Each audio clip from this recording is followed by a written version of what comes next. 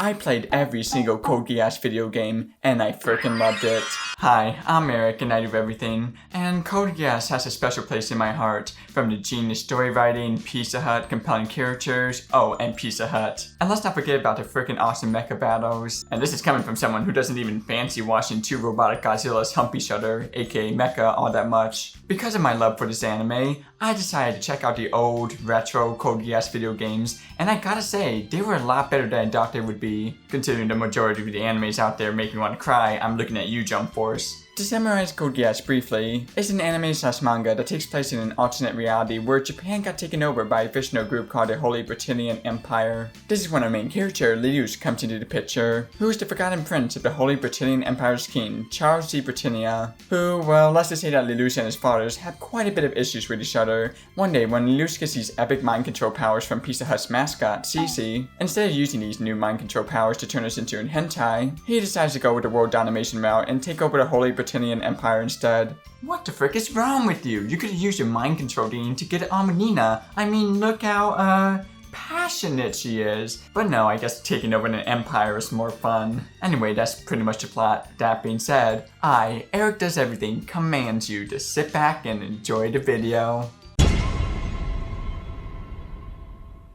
The first anime game we're taking a look at is Code Geass Hyaku no Lelouch for the Nintendo DS, which is an RPG game that was developed by Bandai Namco Games, who developed many other anime games such as Toradora Portable and Dragon Ball FighterZ. The game was released as a Japanese exclusive game in 2007, meaning that yes, it's in Japanese, but there is an English patch, but it's not complete, so I had played in Japanese, which for the most part didn't really require any Japanese to know, but there were some cases where I had to Google Translate scenes in my DS on my phone in the most boomer way possible. The game for the most part received decent reviews, averaging 3.9 stars out of 5 with 50 reviews, so I'm pretty hopeful about the game. That being said, let's check it out.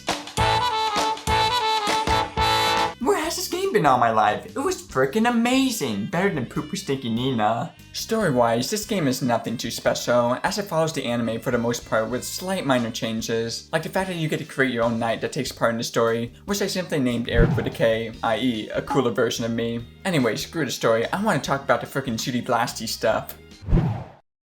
My goodness, the gameplay is definitely the best part about this game, as it not only perfectly mastered the typical RPG elements like Pokemon and Final Fantasy VII, but it also made it so that these random encounters were short, quick, and easy. Kinda like how it is in the majority of the anime, where they just cruise by blowing up unimportant ships. Seriously, I can't stress enough how freaking badass these battles were. I was all like pew pew pew, and the baddies went all like boom boom boom, and it was just freaking epic. Who knew killing Hunts of Meadow could be so satisfying? The gameplay tends to have 1 to 3 Black Knights battling 1 to 3 Holy Britannian Empire ships with 4 commands you can do: attack, still, item, and wind-bound style. The attack button is quite simple, as it just, wow, attacks the enemies. Wow, it's just attack. The skill button is where things get interesting though. You see these meter thingies? Wow, this baby goes up to 3 and allows you to use powerful attacks with the cost of depleting a meter, which makes things quite strategic for this game. The item button just basically has your basic stuff like typical healing potions and whatnot. I hardly use this button, and I'll explain why in a bit. But the final button, the escape button, again, is kinda self-explanatory.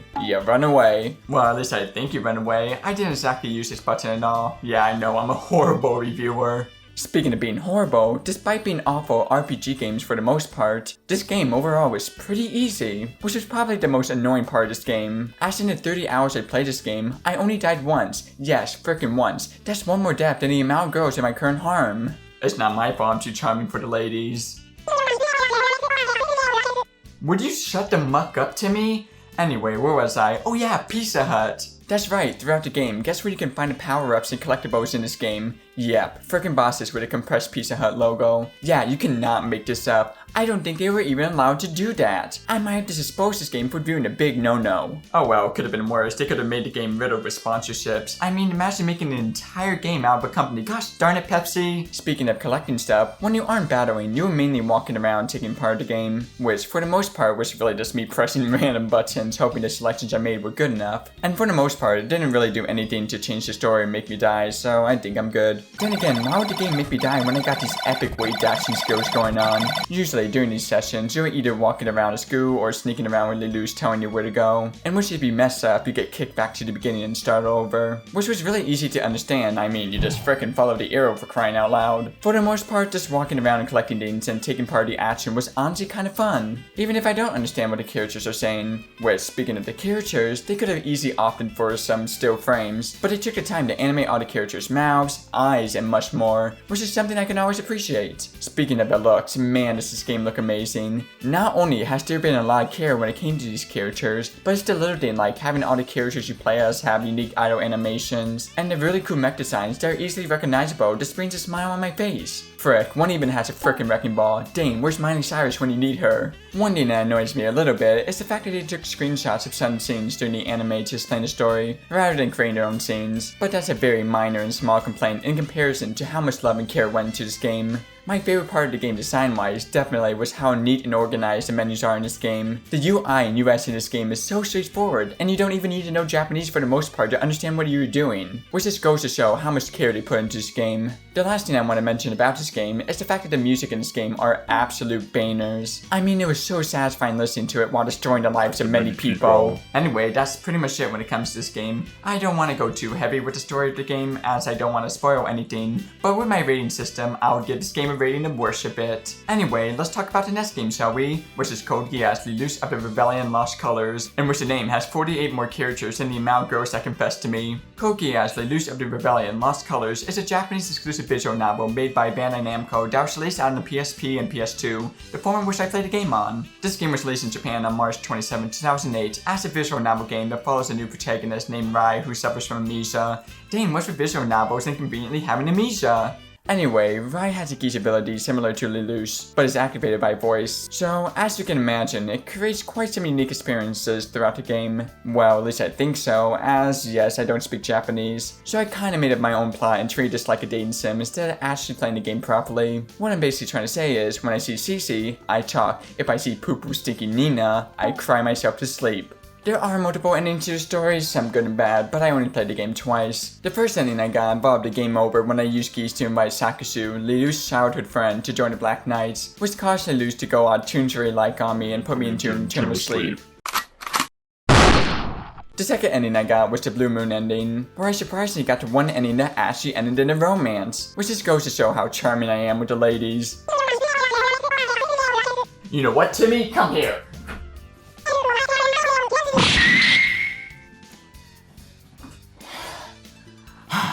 Don't worry, I only tied him up and sent him to work at Taco Bell for the week.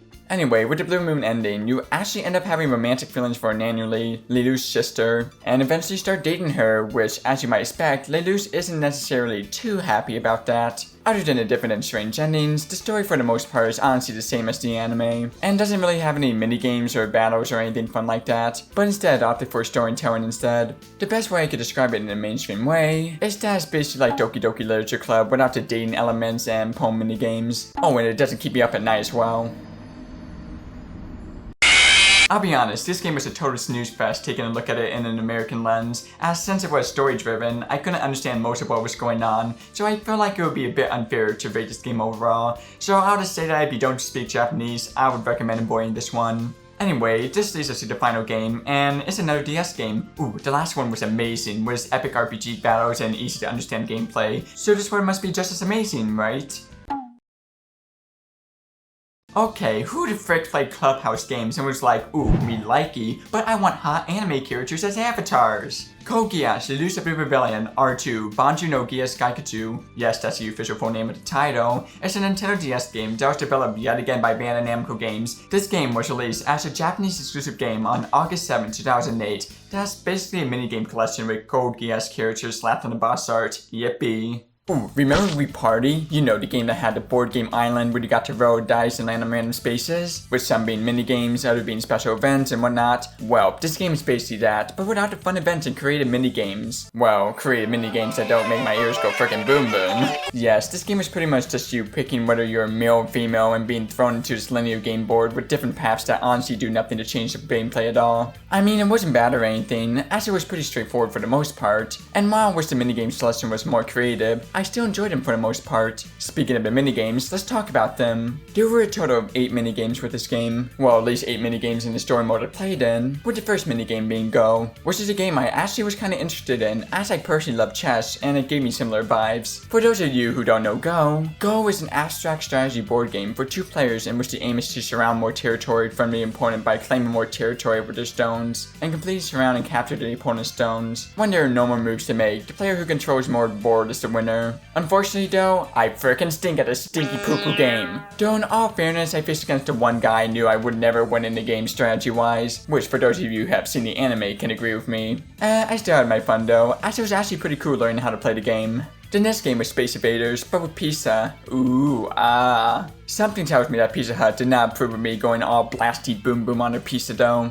Pizza Hut was overrated anyways. We all know Domino's has the best pizza, that's an infallible fact. The next game was a game where you need Japanese to know, so I'll skip talking about that one. But the game after that was my personal favorite minigame in the entire game, the swimming race. Nippeless Wario was the hottest swimming minigame character contender before Cece came along and stole the glory. Look, she's even eating pizza while swimming, what a freaking mad lad. The game was overall pretty simple. A is to swim and B is to breathe. But you have to balance these 2 buttons in order to end up winning. Yeah, it was pretty much that simple, but man was this game fun. CC in the swimsuit definitely made it the best game though. Up next was a card game that, while I personally don't know the name of, it was a game where you had 4 cards, and had to match it by 1 point higher or downwards in order to get rid of the card and earn a point. For example, if a queen was placed down, you either had to place down a jack or a king. The person who gets rid of the most cards first by the end of the deck wins the game. Overall, there's nothing really noteworthy to say about the game. It was fun but average. The next minigame was the scan minigame, in which it was another game where you needed to know Japanese to understand, so I'll skip it. But the next game after that was pretty easy to understand. It was your basic sliding block puzzle, which I always enjoyed doing, and it's actually not the first anime game with the same minigame I covered on the channel. Shameless self-promotion aside, I mean, what else do you want me to say? It's a freaking slide block puzzle. That's pretty much all of the minigames, and while they are a short collection that gets repeated multiple times in the game, it was still pretty fun and a nice change of pace from the heavy RPG games I played before the game.